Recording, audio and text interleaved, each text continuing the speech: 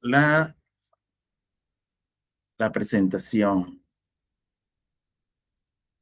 Ventanas abiertas, ok. Ok, ¿pueden ver la diapositiva? Sí, hermano. Sí. Esther. Ya está muy chiquita, está muy chica. Está muy chiquita. Sí, imagínate. Vamos a ir y Dios que somos un par de ciegos, lo vemos. Ok, hermano, está bien. Bueno, mis queridos hermanos, hoy continuamos con lo que son las historias de los libros históricos. Sí. Hoy en particular vamos a tocar lo que es la clase o el libro de Esther, una mujer de Dios en los tiempos de Dios. Es un libro que relata una historia muy importante para el pueblo hebreo, que estaba cautivo en primer momento por el Imperio Babilónico y después por el Medio Persa. Es una historia tan increíble que supera alguna película o serie que ustedes se imaginan. Si tiene una trama de verdad y que uno diría la sacaron de una película o las películas se copiaron de ella. Durante esta clase veremos su contexto histórico, sus diferentes sucesos relevantes para los involucrados. Claro está, veremos el perfil de cada uno, qué buscaba cada uno en esta historia, pues qué quería cada uno por su voluntad. Y realmente lo más importante que vamos a ver es cómo obra Dios su voluntad, incluso cuando su nombre no aparece directamente en este texto.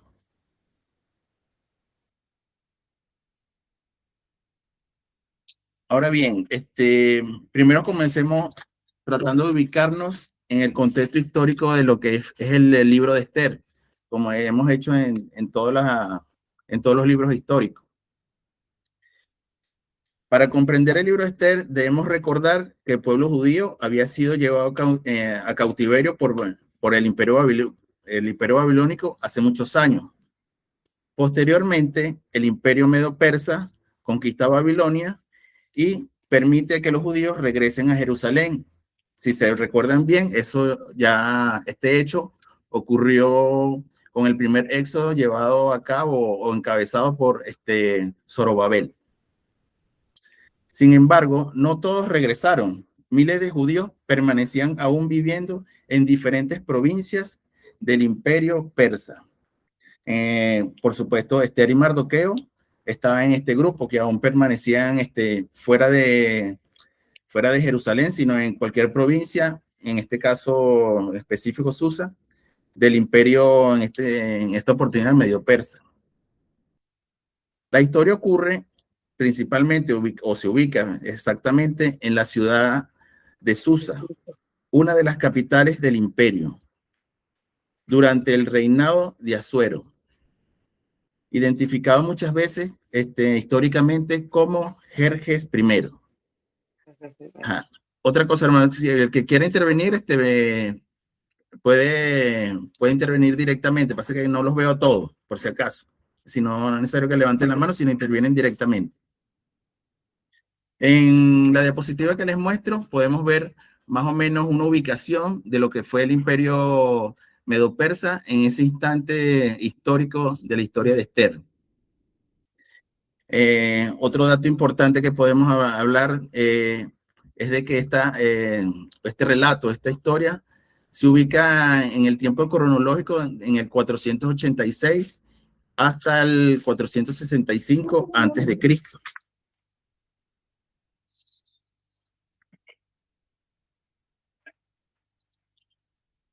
Características del imperio persa, para que tengamos más contexto de qué ocurría, porque ellos tenían una forma de llevar la vida. Cuando comienza el libro de Esther, Persia era la potencia mundial dominante. El rey gobernaba un territorio inmenso, con pueblos de diferentes idiomas, culturas y religiones. Por eso, los decretos reales tenían un enorme impacto sobre miles de personas. Un decreto promovido por el rey o el emperador en este caso, no solo afectaba a la ciudad donde él vivía, sino a todo el imperio. Esto ayudará a entender la gravedad de la amenaza que enfrentó el pueblo hebreo en ese instante, en ese periodo de tiempo. Es decir, cuando el emperador decidía una ley, esta ley se tenía que cumplir. Incluso si él se equivocaba en esa ley, él no la podía ni revocar. Es decir, ya cuando estaba dada, estaba señalada, se tenía que cumplir, como decimos nosotros vulgarmente, a rajatabla.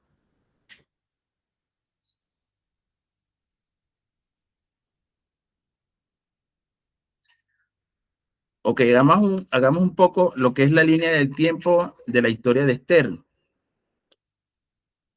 ¿Dónde encaja la historia de Esther en la Biblia? Primero tenemos los sucesos de lo que fue el reino de Saúl, David y Salomón, ciertamente. Después hablamos de lo que fue el reino dividido de Israel y Judá. Después la caída de estos dos reinados y el exilio llevado por Babilonia. Después Babilonia fue dominado por los medo-persas. Ocurrió el primer éxodo llevado por Zorobabel, y aquí después de Zorobabel encaja la historia de Esther. En este periodo, mucho antes de los últimos dos éxodos llevados por Nehemías y Esdras. Gracias, hermana. El libro de Esther ocurrió después, como le dijo, después del éxodo babilónico. Mientras los personajes de Esdras y Nehemías trabajaban en recuperar Jerusalén, esta historia o el libro de Esther nos muestra lo que pasaba en la capital persa. Por esta razón, Esther complementa los acontecimientos narrados en los libros de Esdras y Nehemías.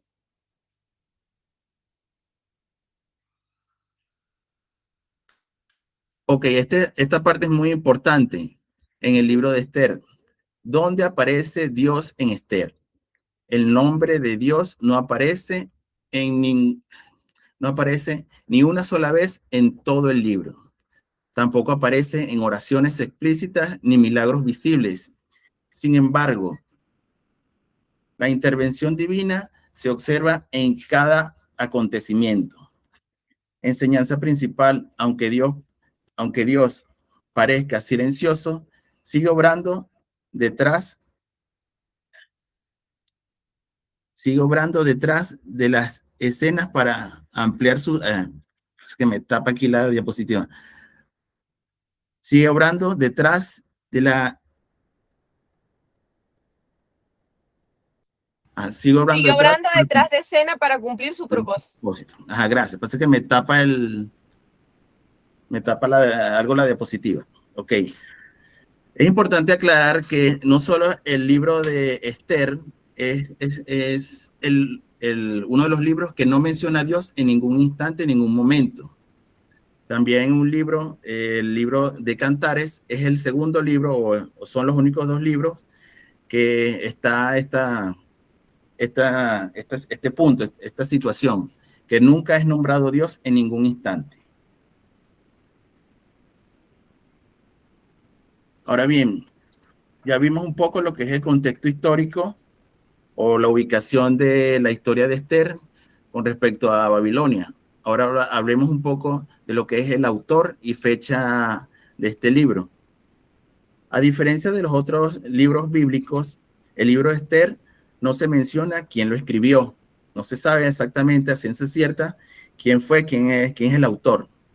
Sin embargo, por la redacción, todo lo que narra, todo lo que acontece, el autor demuestra un conocimiento detallado de la administración persa, de las costumbres del reino y de la vida en palacio. Muchos estudiosos creen que fue escrito por un judío que vivió en Persia y que tuvo acceso a registros oficiales y testimonios directos de los acontecimientos. Algunos han sugerido que fue el propio Mardoqueo que pudo haber participado en la redacción o en la confección de este libro, ya que en Esther, capítulo 9, versículo 20, se menciona que escribió cartas relacionadas con la celebración del Purim, aunque no existen evidencias concluyentes que él fuera el autor completo del libro.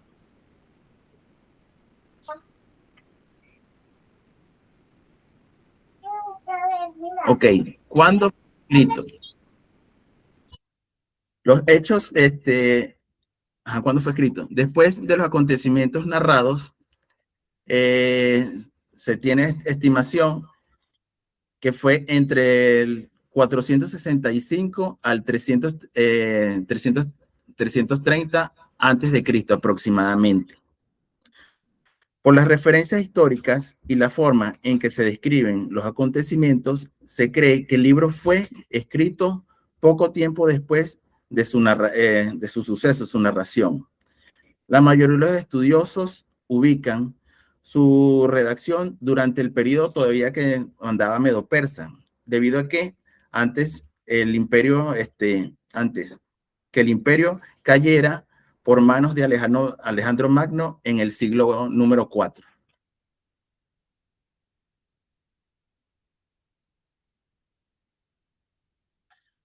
Evidencias de su autenticidad. Es importante aclarar de que hay evidencias físicas de que los sitios existieron y los acontecimientos fueron reales.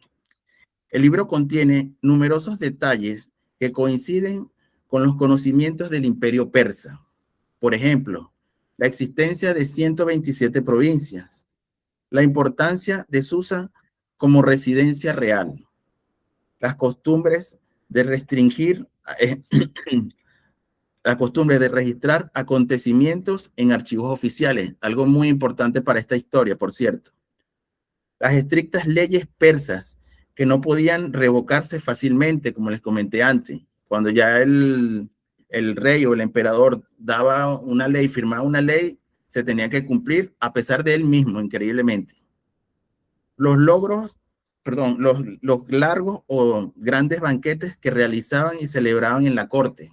Eso era algo que más que todo lo hacían para demostrar esa riqueza, ese poder, esa capacidad que tenía el imperio persa. En este caso, la posición del rey o el emperador que estaba.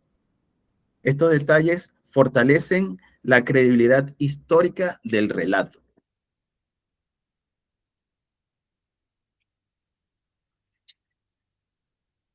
El propósito del libro, ¿por qué se escribió? El libro no fue escrito solamente para contar una historia emocionante. Su propósito principal fue dejar constancia de cómo el pueblo judío fue liberado de una amenaza de exterminio. Además, explica el origen de la fiesta del Purim, una celebración que recuerda la salvación obtenida en tiempos de Esther. También enseña que Dios puede dirigir también enseña que Dios puede dirigir la historia y proteger a su pueblo, aun cuando su presencia no sea visible y se manifieste evidentemente. Bueno, ahora que conocemos o hemos entrado en algo en el contexto histórico y el origen del libro, podemos identificar los personajes que se presentan en esta historia, pues los principales personajes que intervienen.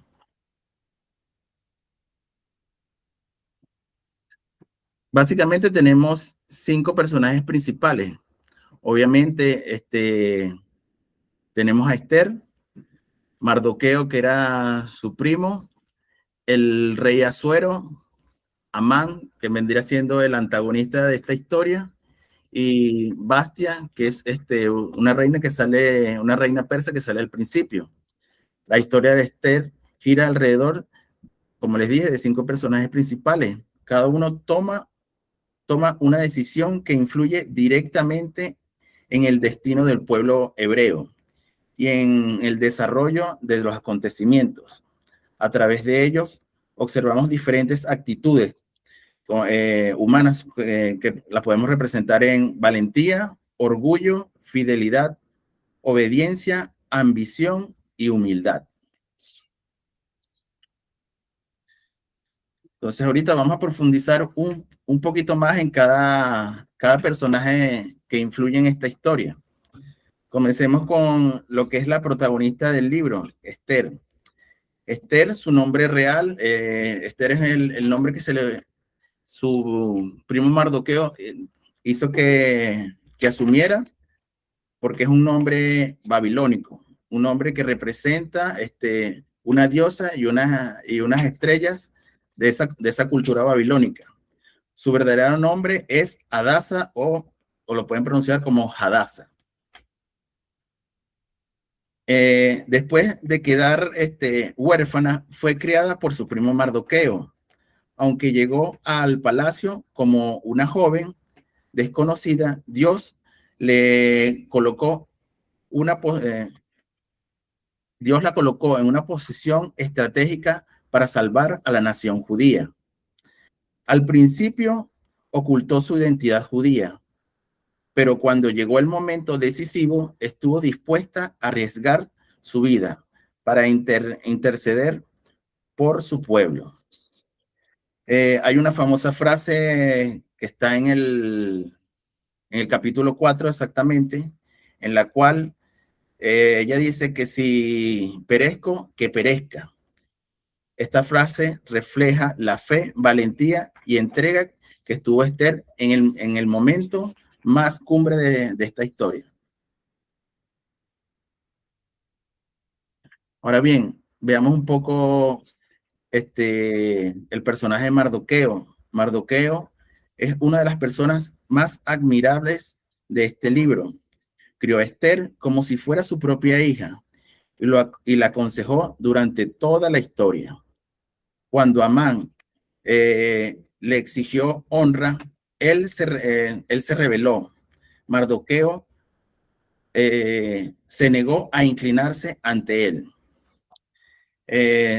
Lo que pasa es que ahorita les voy a hacer un pequeño resumen de por qué Mardoqueo jamás se humilló o jamás se inclinó ante Amán, porque tiene una raíz desde mucho antes de que ellos fueran llevados en cautiverio. Su fidelidad provocó la ira de Amán, pero finalmente Dios transformó su aparente derrota en una gran victoria. Mardoqueo pasó de ser un funcionario desconocido a ocupar uno de los puestos más importantes del imperio. Es decir, Mardoqueo al principio se podía decir que era una especie de funcionario que se encargaba de la portería, de la entrada, de estar pendiente en la entrada del palacio. Hermano, dígame. ¿Escucha? Mire, lo que pasa es que aquí también con Mardoqueo y Amán ocurrió una situación muy particular, porque había una enemistad histórica entre los amalecitas y los israelitas, que sí, venía hermana, desde Éxodo. No se me adelante, hermana, no se me adelante. Bueno, dele pues. No se me adelante, hermana. Gracias. Dele. Tranquila, profeta. Calmaos, pueblo. Ok, el rey Asuero. El rey Asuero era el hombre más poderoso de su tiempo. Sin embargo, el libro muestra que tenía una debilidad importante. Muchas veces tomaba decisiones influidas por sus consejeros. Pues. Es decir, Asuero, si ustedes leen el libro, se van a dar cuenta que era un poco manipulable, lamentablemente, este rey. Primero aceptó el consejo de destituir a Bastia y más tarde aprobó los decretos propuestos por Amán, sin investigar adecuadamente sus consecuencias. A pesar de esos errores, Dios utilizó su autoridad para proteger finalmente al pueblo judío.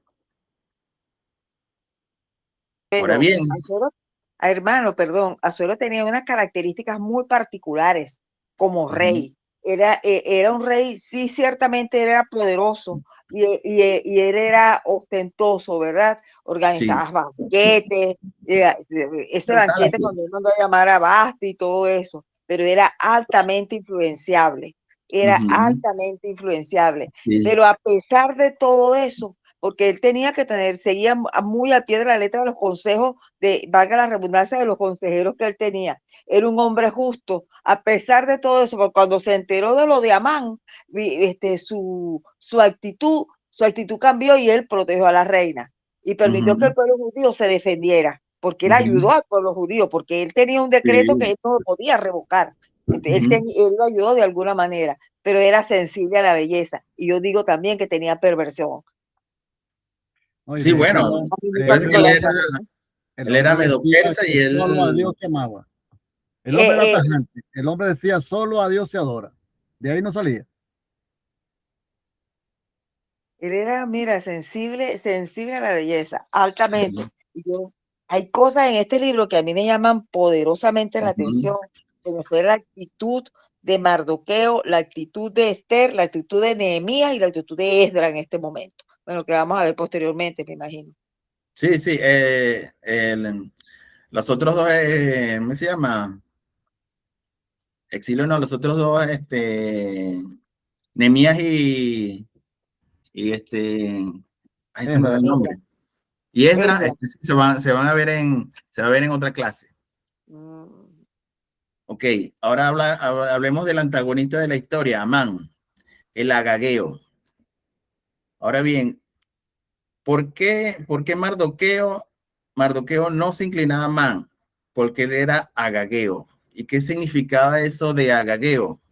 Agageo significa una gente o unos descendientes del rey Agat. ¿Y quién fue Agat? Agat era el rey de los amalecitas. Entonces, aquí vemos algo que lamentablemente ocurrió o sencillamente por desobediencia, en este caso de Saúl, en su momento, hace eco en esta historia. Hace eco en más de 600 años de diferencia. Si Saúl hubiese hecho lo que le mandó Dios, es decir, no lo hubiese desobedecido, tal vez Amán no hubiese existido. Tal vez Amán no hubiese atentado contra todo el pueblo judío. Entonces vemos por qué Mardoqueo sencillamente no se inclinó a él, porque eran enemigos históricos, enemigos de data muy antigua. Ahora bien, Amán representa el peligro por el orgullo descontrolado. Él tenía riqueza, tenía prestigio, tenía autoridad, porque llegó a ser un gran funcionario dentro del imperio medo-persa. Pero nada de eso le parecía suficiente, porque Mardoqueo no lo honraba. Su resentimiento creció a tal punto, sí, creció tanto el odio por Amán, que decidió llevar ese odio también contra el pueblo judío. Preparó un poste para ejecutar a Mardoqueo, pero al final ese mismo poste que él preparó fue usado en él. La historia demuestra cómo el orgullo puede conducir a una destrucción total. Sí, Amán en cierto punto, él se podría decir que fue el segundo a bordo en todo el imperio medo-persa.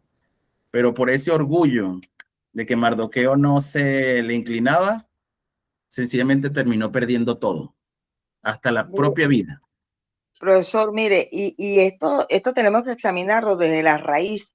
Cuando los amalecitas, cuando hubo el éxodo del pueblo egipcio, los amalecitas atacaron por la retaguardia al pueblo egipcio, donde estaban los más vulnerables, donde estaban los enfermos, los ancianos, los niños, y eso le causó mucha ira, mucha rabia al Señor. Y entonces el Señor decretó, un decreto es parte de parte del Señor con respecto a la cobardía y a la crueldad de este pueblo, cómo atacó a Israel. De hecho, el Señor le envió, le dijo a Moisés, a través de Moisés, donde se dio la batalla de Redifín, que donde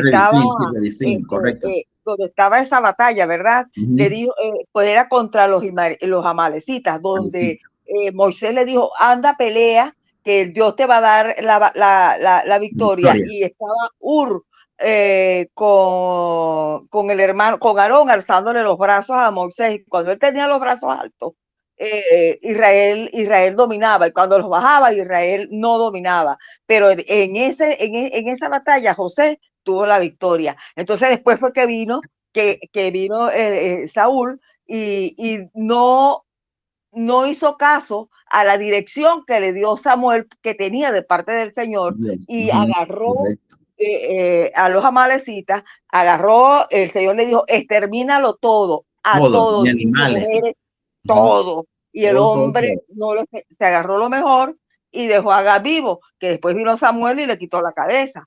Pero eso tiene sus raíces de verdad. Y bueno, Amán viene de ese linaje directo del rey Agag. Entonces, ahí viene la situación bien difícil, pero eso viene desde antes. Bueno, hermana, y si echamos un poquito más atrás, Amalek, ¿verdad? ¿Es familia de quién? Amalek es familia de Saúl. De Saúl. Y Saúl es el hermano de Israel. El hermano de Jacob. Mira, cómo viene eso entrelazándose desde atrás. Exacto. Desde muy atrás. Es una mini especie de pelea de familia. Señor. Oye, que ese hombre también estaba empeñado en matar a un judío, chicos, y hacerse con la liga de matar a un judío, y al final, pues, su misma perversidad, su misma maldad, lo llevó a su propia horca. Así a la caída. Sí, a la caída, indudablemente. Pues. Ok, hermano. Ahora, veamos la última protagonista de esta historia, que es la reina Vasti. Vasti aparece solamente al inicio del libro, pero su decisión cambia toda la historia. Al negarse a presentarse ante el rey durante el banquete, generó que fuera removida de su cargo. Su destitución creó la oportunidad para que Esther llegara al palacio. Aunque el texto no explica todas sus motivaciones y por qué ella se negó en ese instante, vemos cómo esos acontecimientos aparentemente aislados, entre comillas, terminó formando parte de un propósito mucho mayor. Entonces aquí, hermano, ahorita vamos a empezar a tratar de escudriñar capítulo por capítulo del libro de Esther, donde yo sencillamente les voy a hacer unas especies de acotaciones muy importantes. Unas acotaciones que tienen que ver con que esto fue suerte, esto fue que a alguien se le antojó, o es Dios obrando. Ahora bien, veamos el capítulo número 1, la caída de Vasti. El libro comienza mostrando un enorme y ostentoso banquete realizado por el rey Asuero. Durante el banquete, el rey solicita que su reina Vastis se presente para demostrar ante toda la corte que estaba ahí su gran belleza. Vastis se negó a obedecer la orden real. Esto provocó una crisis en la corte persa. Los consejeros del rey, temiendo que otras mujeres inmediatamente actuaran igual que Vastis, que hubiese una especie de rebelión femenina, por lo que recomendaron su destitución inmediata. El rey aceptó el consejo y Vasti dejó de ser reina. Aunque parecía un simple conflicto familiar de alguien que se niega a que se presente, Dios estaba preparando el camino de la llegada del trono de Esther. Entonces aquí, hermanos, les lanzo una incógnita. Sabemos que estas fiestas eran constantes, pues. Estas reuniones desmedidas del rey eran constantes, y más de una vez seguramente él pidió que su reina Vasti se presentara, ¿cierto? Cierto. Entonces, punto número 1. En ese instante, ¿por qué al rey Asuero se le antojó que viniera Vasti? Punto número 2. ¿Por qué a la reina Vasti, que seguramente más de una vez fue, sencillamente no quiso? Y punto número 3, ¿por qué a los consejeros se le ocurrió que la destituyeran? Sáquenla. Entonces son tres hechos interesantes que podemos decir, ¿fue suerte? ¿Fue que a la gente se le antojó? ¿O es Dios obrando en cada uno de los corazones para que se comenzara esta historia de Esther? Esa se la dejo ahí para que ustedes la vayan analizando y la vayan internalizando. Jan, disculpe, como un dato importante, este tipo de banquetes duraban aproximadamente 180 días. Era el tiempo que estos banquetes duraban para que el rey mostrara su poder y su gloria, porque esa era la intención. Entonces, hace bastante, a las incógnitas que tú acabas de dar, o sea, no era un banquete de un día, era de un banquete de 6 meses. Imagínense ustedes las veces que les tocó salir a ella y presentarse por petición del rey. Sí, ella era como para exhibirse, ¿no? Ella decía, sí, era pura exhibición, como un objeto de su posesión. Es correcto. Me imagino sí, yo. Sí, la intención era mostrar su riqueza y su gloria. El rey quería era demostrar toda su riqueza y su gloria, y recordemos que para el contexto las mujeres se veían como una posesión, como un objeto, pues, o sea, para ellos. Pues. En la época, sí. Ajá.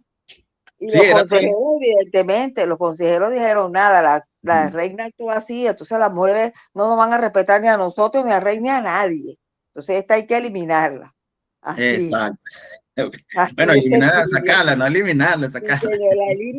La sacaron del baile. Y no salió más Basti. No se supo más nada. No salió más. Basti la dieron de baja. Sí, señor.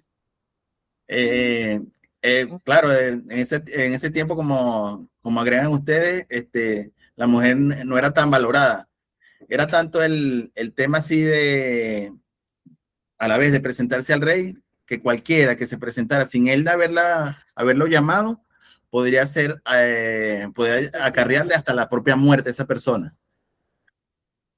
Hasta la esposa. Hasta la reina, hasta una reina de Grecia, si él no lo había llamado y él se presentó y él no le inclinaba el cetro, podría ser asesinada por haber violado a ese rey. Era bastante fuerte las leyes que tenían ellos. Ok, ahora, ¿qué podemos ver en el capítulo número 2? Esther es elegida reina. Después de la institución de Basti, se realiza una búsqueda en todo el imperio para encontrar una nueva reina. Esther, una joven judía, huérfana, criada por Mardoqueo, fue llamada al palacio.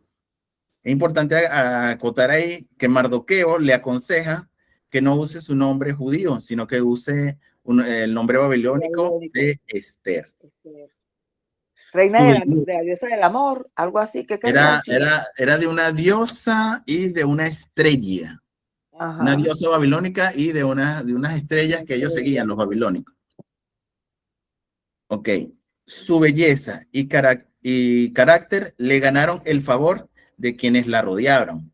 Es decir, ellos tenían unos eunucos que se encargaban de la vestimenta, las joyas, de tenerlas preparadas para cuando el rey las viera, y tal fue así el agrado que tuvieron esos eunucos que los eunucos sencillamente la aceptaron prácticamente con los brazos abiertos, pues, y la aconsejaron de muchas formas. Y esos consejos que ellos les dieron, ella los aceptó completamente. Pues no sé si ellos le decían que usara esta vestimenta, ella usa esta vestimenta, no, ¿cómo sería la palabra? No se extralimitaba en aquellas cosas que le recomendaban esos eunucos. Finalmente, Asuero la escoge como reina.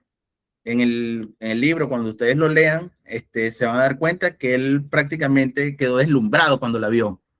Y de una vez le dijo, no, tú eres la reina. Y le puso hasta él mismo la corona.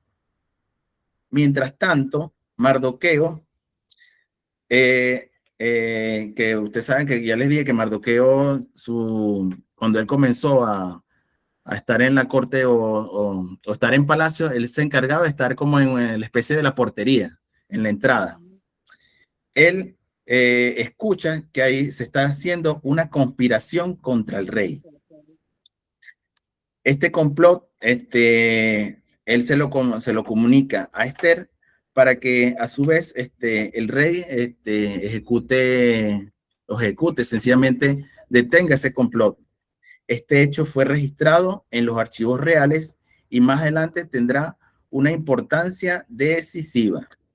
Entonces aquí les vuelvo a lanzar otra pregunta. Ok, hicieron un concurso, ¿cierto? Se hicieron un concurso donde se trajeron, seguro, muchas doncellas y muchachas de ese imperio, ¿cierto? Vírgenes. Vírgenes, bueno, vírgenes. Sí. Exacto. Ahora, justo de todas esas mujeres que trajeron para ese concurso, salió, digamos que ganadora Esther. ¿Fue suerte? ¿Fue decisión de alguien? ¿O fue Dios obrando en el corazón de todas esas personas para que ella fuera elegida? El favor de Dios, papi, el favor de Dios. Dios vio en ella toda su gracia. Exacto. Porque imagínate, le echó pierna porque habían 400 chicas. Ni Osmer Sousa podía con eso. Imagínate. Había Sí, pero 400 mujeres y yo Dios creo que el vio, que más trabajó fue el rey. la gracia, aparte de su belleza, vio la gracia en esa mujer. ¿Cómo, hermana Luis? El que más trabajó fue el rey, ¿oíste? 40 mujeres para escoger. 400. No, Santo Padre.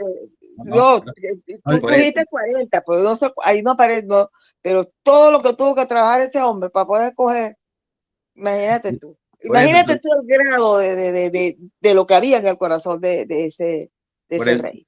Por eso le lanzó esa. Esa fue una decisión del rey, fue decisión de alguien, se le antojó, o fue Dios obrando en el corazón de cada uno. Punto número 2 interesante.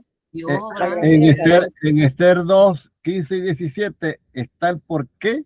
De hecho, la voy a citar aquí textualmente, por aquí la tengo. Ok, y Esther halló gracia ante los ojos de todos los que veían.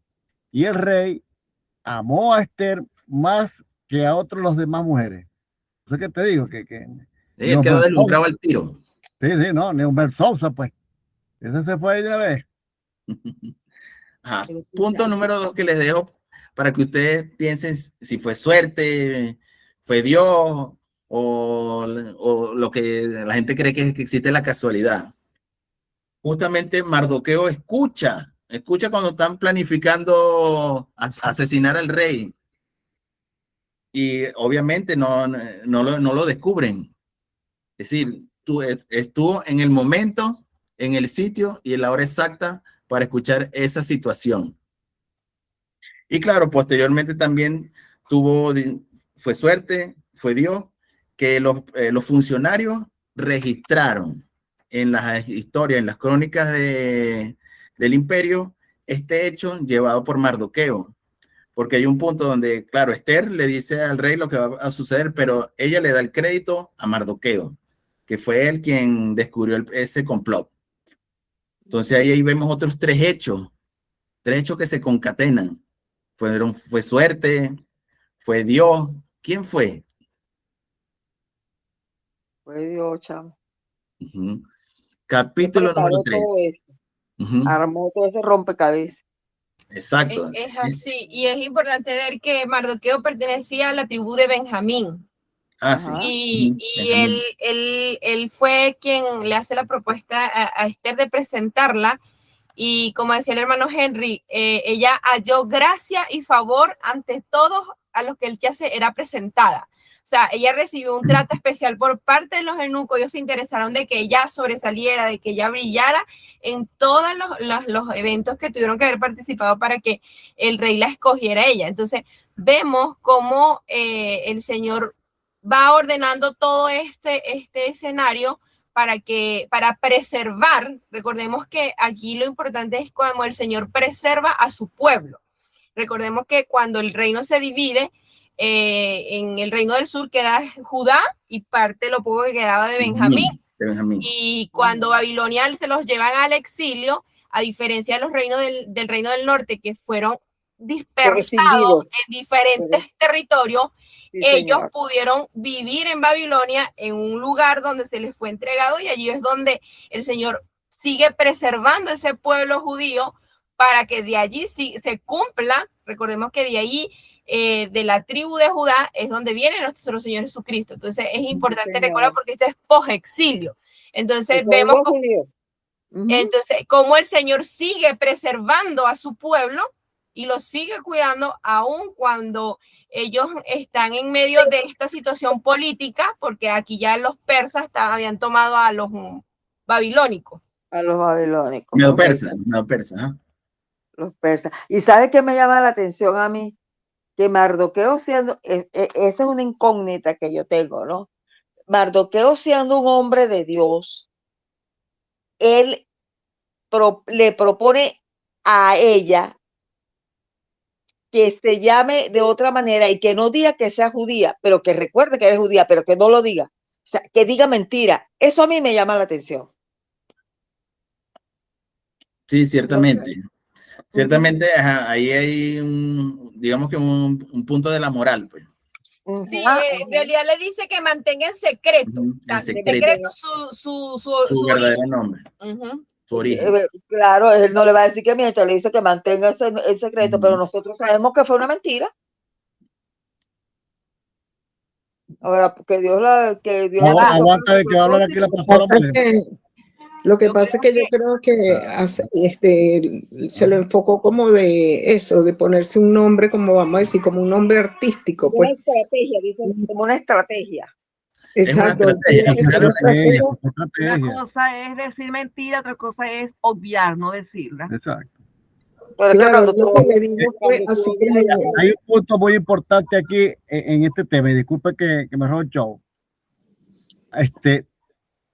De acuerdo a los estudiosos, no de Henry Hernández, de acuerdo a los estudiosos en este tema, lo que hizo el pana Abraham en decir que su esposa no era la mujer, eso sí es una mentira. Eso sí fue una mentira. Eso sí fue una mentira.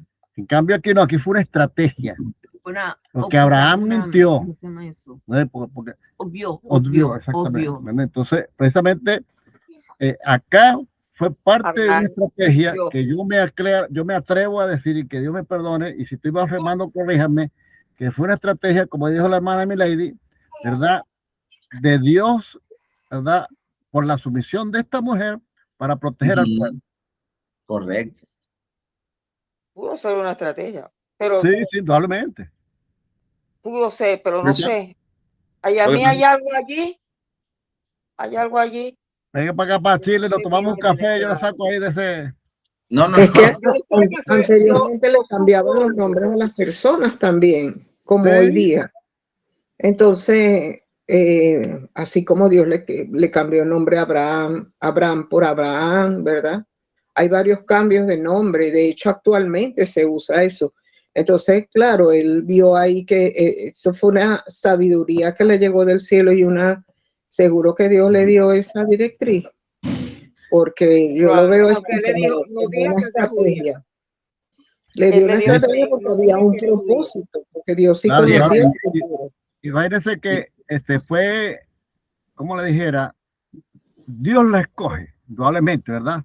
Correcto. Porque Dios tenía un plan debidamente prediseñado, preparado, ¿verdad? La chica era huérfana, no se llamaba Esther, sino se llamaba Hadassah, que de hecho significa mirto, que es árbol no sé qué cosa, no recuerdo muy bien, tengo que desempolvar un poco la cosa. Y que Mardoqueo era un hombre sin título prácticamente. Y fíjate que fue el puente, por decirlo así en términos vulgares, ¿verdad? Para este tipo de cosas. Exacto, hermano. Recuerden que el problema es que en este instante de la historia, el pueblo judío, el pueblo hebreo, estaba al borde de la extinción. No es que iban a quedar dos por aquí, dos por allá. Iban a ser eliminados completamente. Es decir, lo que ocurrió en la Segunda Guerra Mundial era nada versus esto. Por eso, hay otros historiadores que dicen que por eso es que no se nombra a Dios en ningún momento, porque hay ciertos hechos, digamos, grises, como eso del nombre, que se cambió el nombre y ocultaba su nombre o mentía su nombre, y por eso nunca se menciona a Dios, para evitar manchar su santidad. Pero se ve que es Dios obrando sencillamente porque están en una situación extrema, una situación de prácticamente exterminio.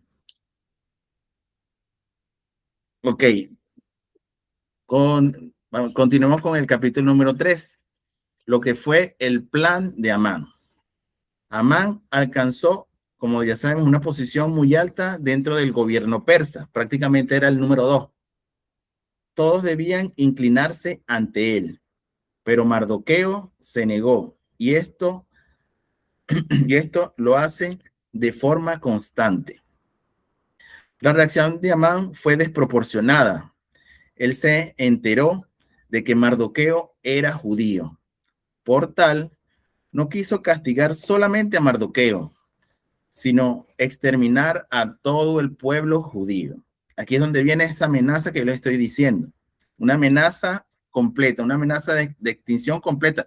Recuerden que aún así los que estaban en Jerusalén estaban dentro del imperio medo-persa. Es decir, esa facción de judíos que estaban en Jerusalén con Zorobabel todavía estaban dentro del imperio medio-persa. Es decir, que si bien se hubiese ejecutado esa orden, digamos, mal, esa orden de exterminio que quería hacer Amán, también hubiesen ido en contra de los judíos que estaban en la misma Jerusalén. Entonces, ese es un punto que, como dicen muchos estudiosos, por ese tipo de, digamos, especie de espía que estaban entre Mardoqueo y Esther, estaban jugando una especie de espía para salvar ¿a qué? A todo el pueblo hebreo de esa exterminación. Ajá. Mediante el engaño, como les dije, mediante el engaño, convenció al rey de firmar un decreto que autorizaba la destrucción de los judíos en todo el imperio, incluso, en todo el imperio. Y esto se cumpliría exactamente dentro de un año, un día 7 de marzo. La situación parecía muy desesperada. Ahora bien, ahora aquí viene en el capítulo número 4 del libro de Esther, digamos que es uno de los capítulos más importantes de esta historia. Esther, cuando Mardoqueo conoce el decreto que había realizado Amán, hace luto por el hecho. Esther se entera de lo que le está pasando a Amán y manda a un eunuco a hablar con él. En esta parte del capítulo número 4, hay una especie, utilizan a un eunuco como de interlace para que Amán Esther se comunique con Amán y viceversa. Debido a que como Mardoqueo andaba vestido de luto, en el palacio real o de las costumbres persas, no permitían eso, que alguien estuviera de luto dentro del palacio real. Ok, Esther manda a un eunuco para hablar con su primo Amán para preguntarle qué situación, qué es lo que estaba pasando. Amán le informa lo que pasa, le da toda la información al eunuco y le da una copia del decreto hecho por Amán. Además, él le dice al eunuco que le pida, que le pida a Esther que vaya a hablar con el propio rey para ver esta situación, para ver qué se puede hacer. Ella de vuelta le dice al eunuco,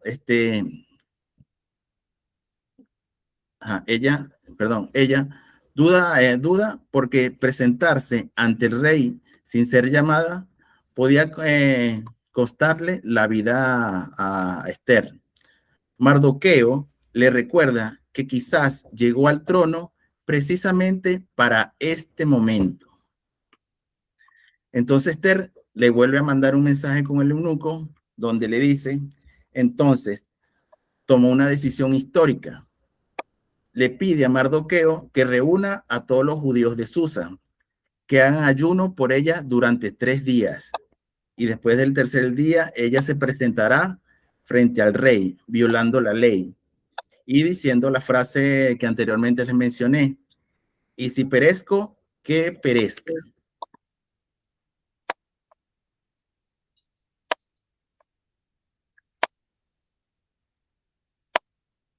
Aquí hay algo Ok. importante, Ujú. Yanka, que en el, Ajá. la parte del 3, el capítulo 3, Mardoqueo, él no se arrodilla ante Amán por su fidelidad No. a Dios, primeramente.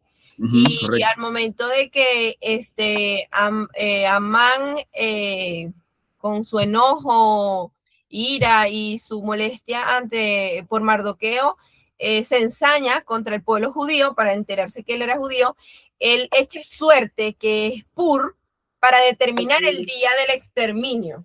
Y bueno, ahí es cuando Amán convence al rey para firmar ese decreto. Y no solamente para destruir a los judíos, porque su intención también era saquear los bienes de los judíos. O sea, como que vamos a tener una ganancia, no solamente vamos a matar a esta gente, sino que vamos a quedarnos con todos sus bienes. Entonces, si vemos desde el principio, el rey siempre le encantó ostentar y mostrar, y bueno, el que tiene siempre quiere más. Entonces, ahí por ese lado, Amán, yo me imagino que pudo entrarle al rey para que firmara el decreto. Y en cuanto al capítulo 4, que es cuando Mardoqueo entra en luto y Esther permite que le llegue copia de este decreto, vemos como Esther, ella titubea, pues, porque no era una decisión fácil No, nada presentarse ante el fácil. rey si no era llamada, como lo ha dicho la hermana Rubí anteriormente. Ella sabía que hasta la podían matar si ella tomaba esa decisión de presentarse delante del rey sin haber sido llamada. Entonces, vemos como Mardoqueo la confronta, pues, y le dice, bueno, que si ella se queda callada, el socorro vendrá de otra parte. De otra parte. Pero ahí es donde le añade, y quién sabe si para esta hora has llegado al reino. Entonces como que la confronta y le recuerda, bueno, si tú no nos ayudas, sabemos que el Señor va a enviar socorro de otro lugar, pero tal vez tú estás allí porque el Señor lo ha permitido por este momento, pues entonces ahí es donde vemos cómo Esther se es confrontada y ella acepta este reto y es donde pide el ayuno total de los 3 días.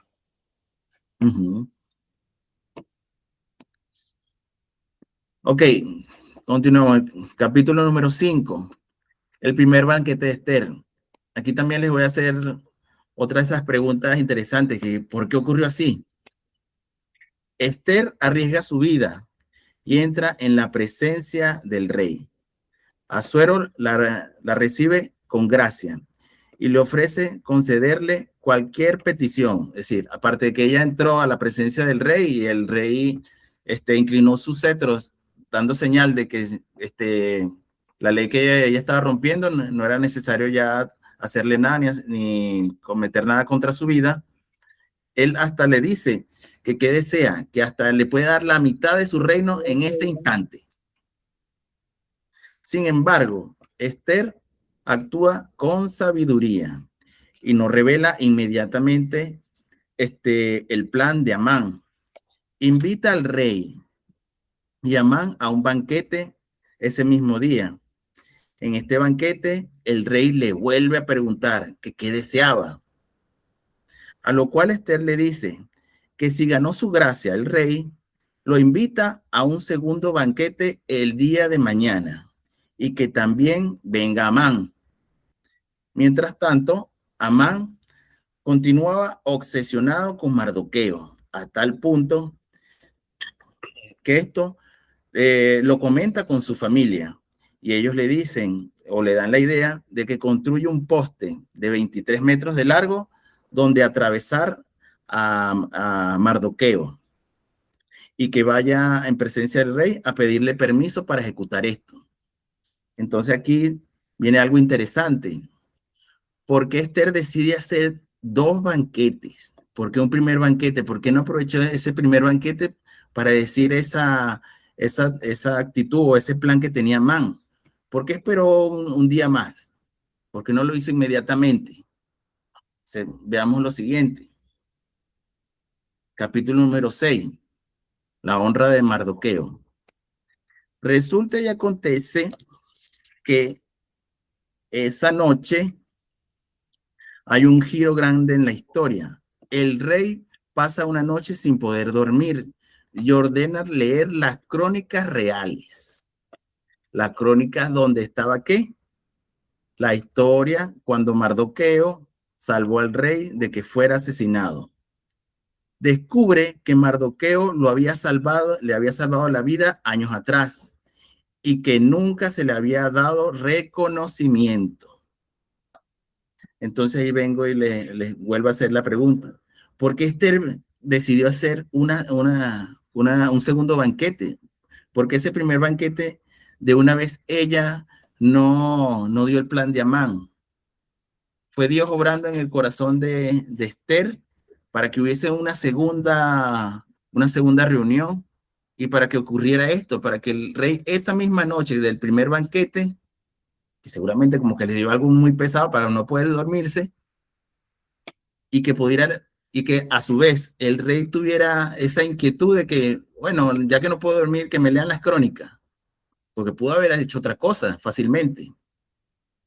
Y a su vez, las crónicas obviamente son libros extensos y que justamente también le leyeran la historia de Mardoqueo. Entonces son varias hiladas, varias situaciones que uno dice, fue suerte, fue casualidad o es Dios obrando. Bueno, resulta y acontece que esa mañana el rey se queda con eso, se queda con esa idea que, oye, no honré a Mardoqueo, ¿qué puedo hacer? Y estando él en lo que es los jardines del palacio, esa mañana justamente, ¿quién llega? Llega Amán. Y Amán era con la intención de pedirle que le diera la cabeza de Mardoqueo.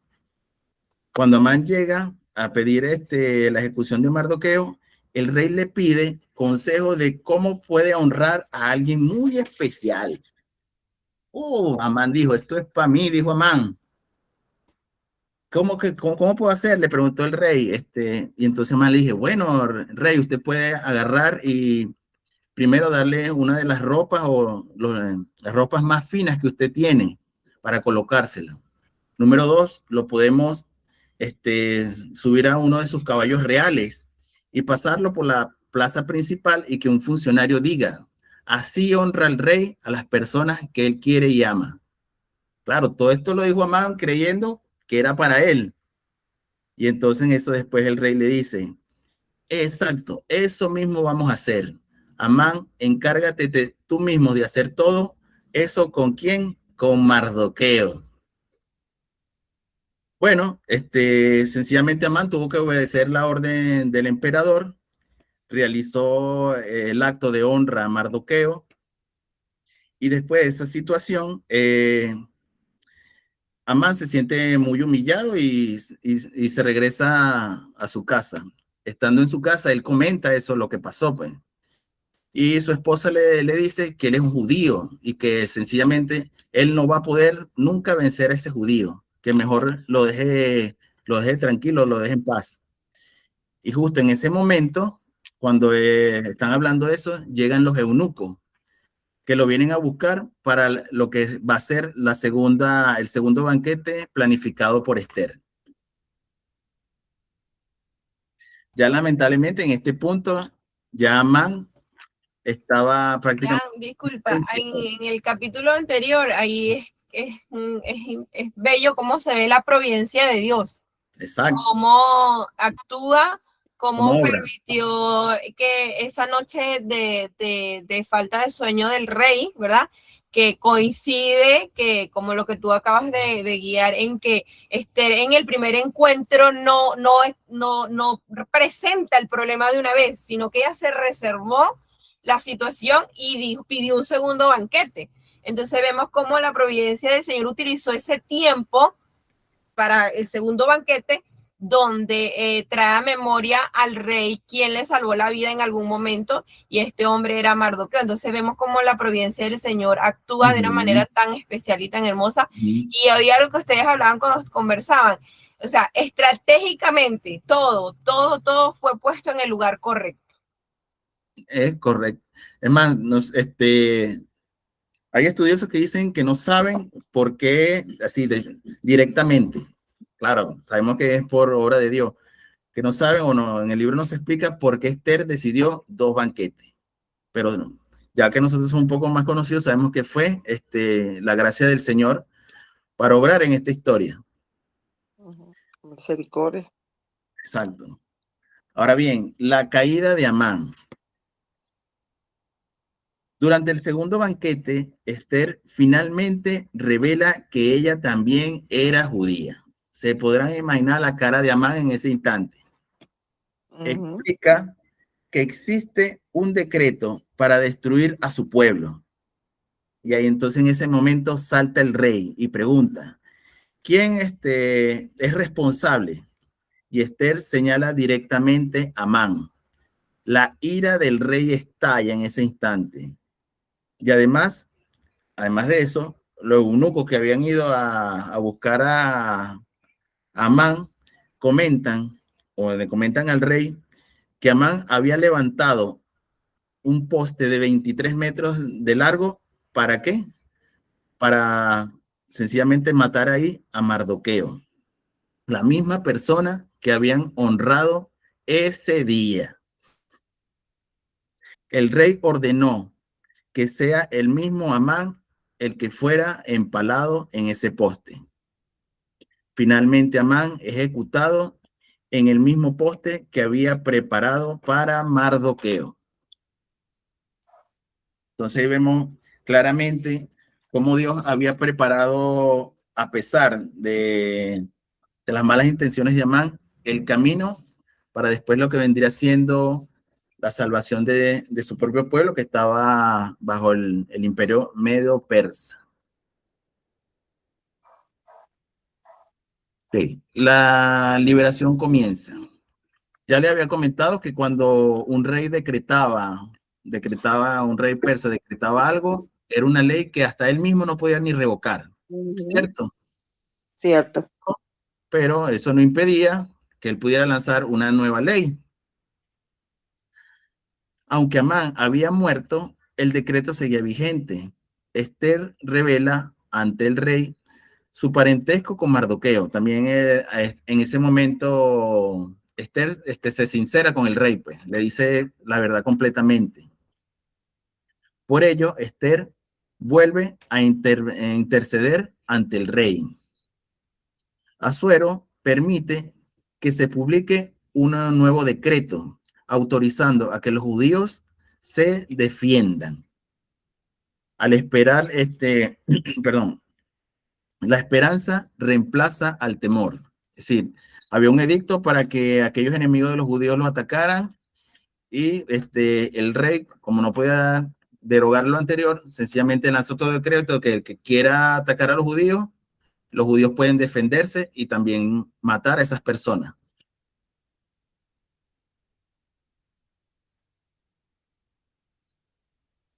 La victoria y establecimiento del Purín. Llegado el día señalado, el día 7 de marzo, un año después de estos acontecimientos de los dos banquetes de Esther, comienza el ataque y la situación se había invertido. Los judíos lograron defenderse y obtuvieron la victoria. Más de 75,000 enemigos fueron aniquilados en las diferentes provincias del reino. Solo en el palacio de Susa murieron 500. El rey habló nuevamente con Esther habló nuevamente con Esther y le preguntó si estaba complacida o necesitaba algo más, a lo cual Esther le solicitó que extendiera un día más este edicto sobre el que se había ejecutado ese día 7.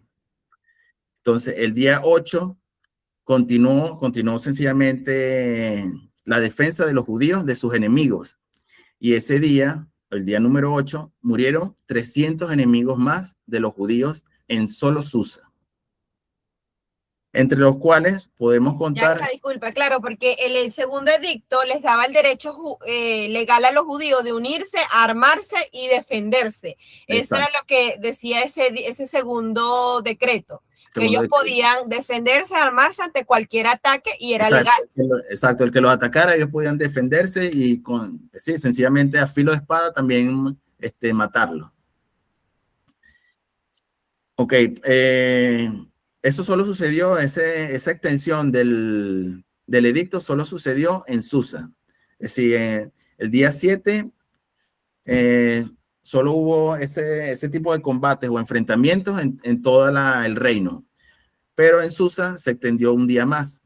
Y como les comentaba, ese mismo día, los 10 hijos que tenía Amán también cayeron a filo de espada. Para recordar esta liberación, se estableció la fiesta del Purín.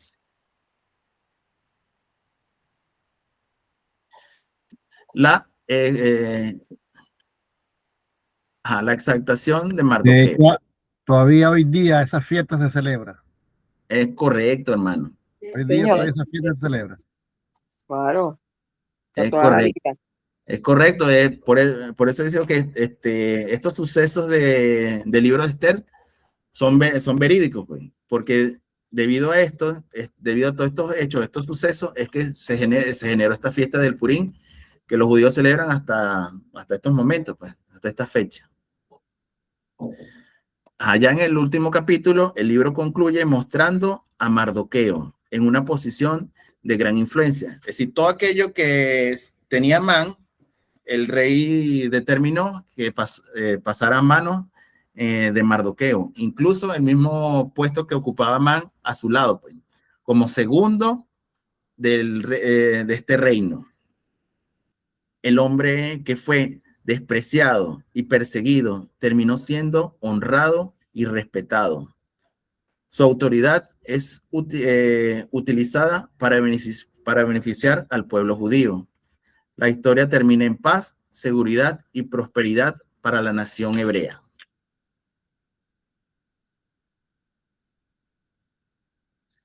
Ahora bien, vamos a hacer, tengo aquí lo que es un pequeño resumen, como le dirán por ahí, un pequeño masticado de 8 grandes lecciones de Esther. La primera que tenemos es que Dios obra en silencio. Una de las características más sobresalientes del libro es que el nombre de Dios no aparece ni una sola vez. Sin embargo, vemos su mano en cada detalle. Vemos cómo Bastia es destituida. Esther llega al trono. Mardoqueo descubre ese complot. El rey pierde esa noche del primer banquete el sueño. Amán llega en el momento preciso que el rey quiere honrar a Mardoqueo. Lo que parece coincidencia termina formando parte de un plan perfecto. ¿El plan perfecto de quién? De Dios. De Dios. Claro. Dios nos coloca con propósito. Mardoqueo entendió que la posición de Esther tenía un propósito. Muchas veces vemos nuestro trabajo, familia o responsabilidades como algo común, pero Dios puede colocarnos en el lugar específico para cumplir tareas importantes. Hay que tener eso muy en cuenta, hermano. La valentía vence al temor. Esther era una mujer común, una mujer que podía tener miedo. Ella no era Superman, no era Batman, era una mujer, digamos que normal, pero obviamente escogida por Dios. La Mujer Maravilla. No era una mujer maravilla, correcto, era una mujer que tenía miedos, dolía, sangraba, lloraba. Pero ¿qué pasa? La diferencia es que no permitió que el miedo tomara decisiones por ella. La valentía bíblica no consiste en no sentir temor, sino en hacer lo correcto a pesar de él. Es decir, vencer al temor. Tú tienes temor y a pesar del temor, tú tienes que obrar para vencerlo. Lo que le pasó a ella, que tenía el temor de presentarse ante el rey y violar la ley de que si no era llamada, sencillamente la podían asesinar. El orgullo conduce a la caída. Amán tenía prácticamente todo. Amán era prácticamente una especie de segundo rey. Sin embargo, permitió que una sola ofensa alimentara su orgullo. Su deseo, perdón, su deseo de reconocimiento terminó destruyéndolo. Preparó un poste para Mardoqueo y finalmente el poste terminó siendo para él. Eso es muy importante. Hay que, nosotros como hermanos tenemos que evitar eso, vivir o convivir con el orgullo. Es un pecado.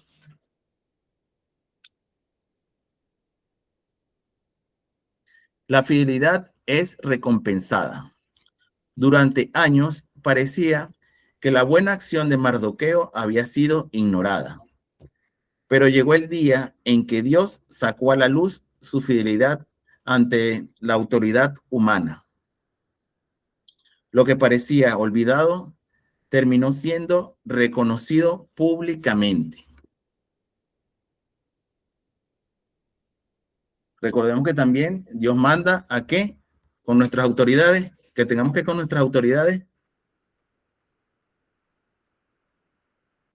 someternos, ser sumisos, respeto, ¿verdad? respeto, Respeto, obediencia.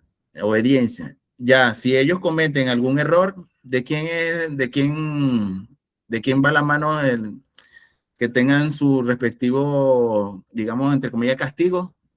¿A quién le corresponde? Al propio Dios. Las malas decisiones conllevan a malas consecuencias. Exacto. Pero al final, si vamos a suponer, tenemos un jefe que obra mal, ¿a quién le corresponde juzgarlo? A Dios. A Dios. A ver, me quedé. Ajá. Ajá. La unidad fortalece. Antes de entrar en crisis, Esther pidió toda la ayuda posible. La nación se unió en un mismo propósito. La unidad fue una parte clave para enfrentar la amenaza.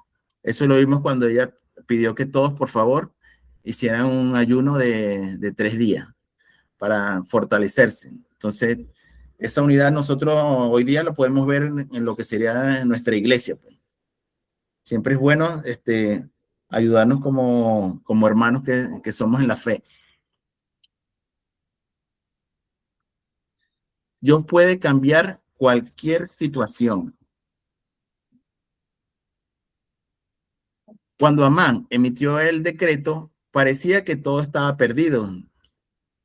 Sin embargo, en cierto momento la situación cambió completamente. Lo que parecía una derrota inevitable, terminó siendo una gran victoria para el pueblo hebreo.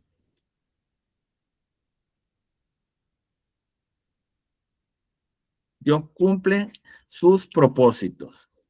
Al finalizar el libro, comprendemos que la verdadera historia no trata solamente de Esther, Mardoqueo o Amán. La verdadera historia trata de Dios preservando a su pueblo para cumplir sus propósitos. Si los judíos hubiesen sido exterminados, la línea de donde vendría el Mesías, la línea donde vendría el Mesías, ¿se escucha así? Ajá, la línea donde vendría el Mesías habría sido eliminada.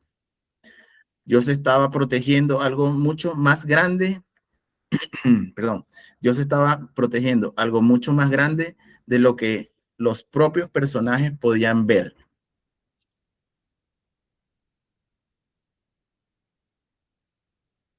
Ahora bien, aquí un pequeño inciso de lo que es el significado del Purín. Ya sabemos que Amán lanzó lo que llamamos la suerte para determinar la fecha de exterminio de los judíos. La palabra Pur significa precisamente suerte o lote. Después de la victoria, los judíos transformaron aquel día de amenaza en una celebración anual llamada el Purim. Hasta hoy se recuerda la fidelidad de Dios y la supervivencia del pueblo judío. Lo que fue planeado para la destrucción o exterminio se convirtió en un motivo de celebración.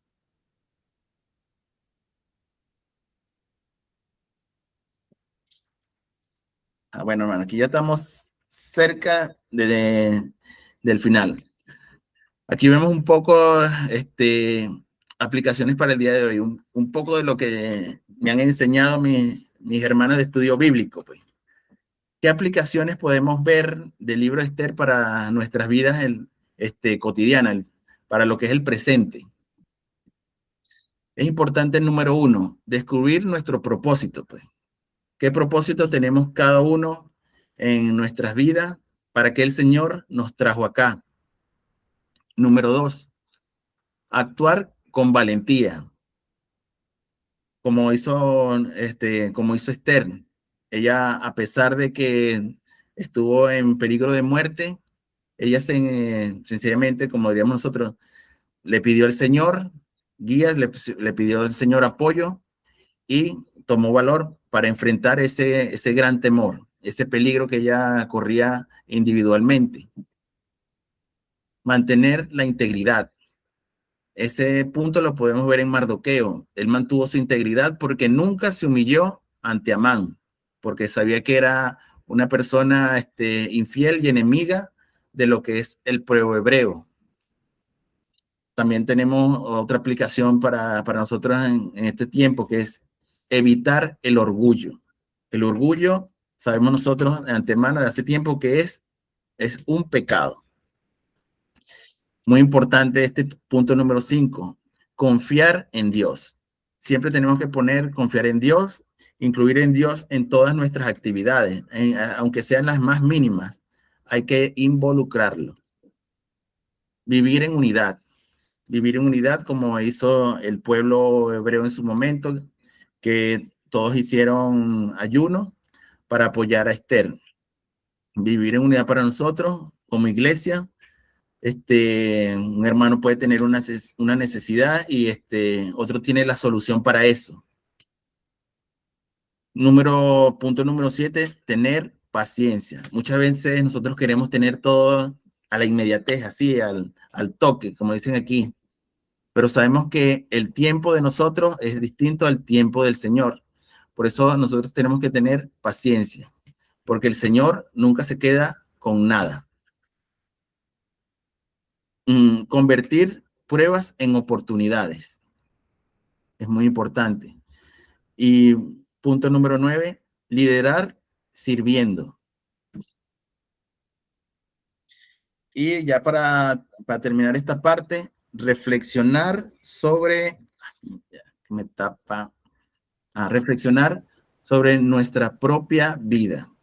Es importante tener en cuenta que nosotros al final tenemos que rendir cuentas al Señor de lo que hemos hecho. Y es importante reflexionar cada punto, si hemos obrado correctamente como el Señor le hubiese gustado.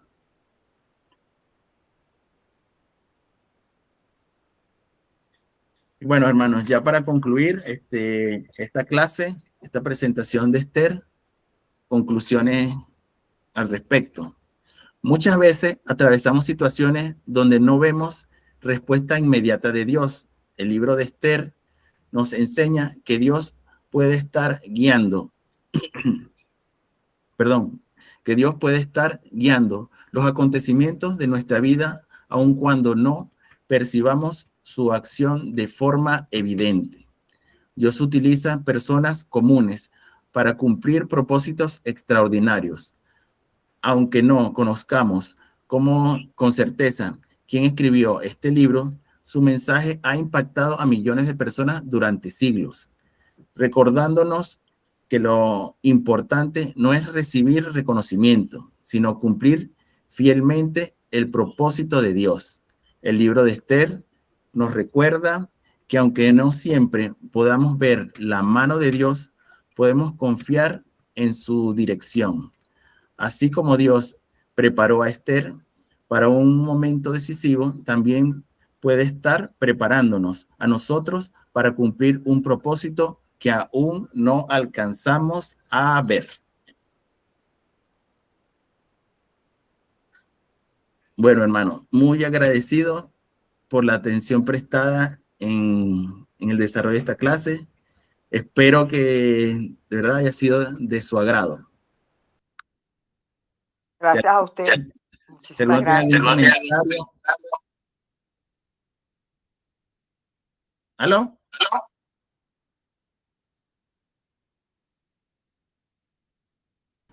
Hay un extraño ahí en el sonido. Sí, como un eco, ¿no? Hay un feedback por ahí. Sí.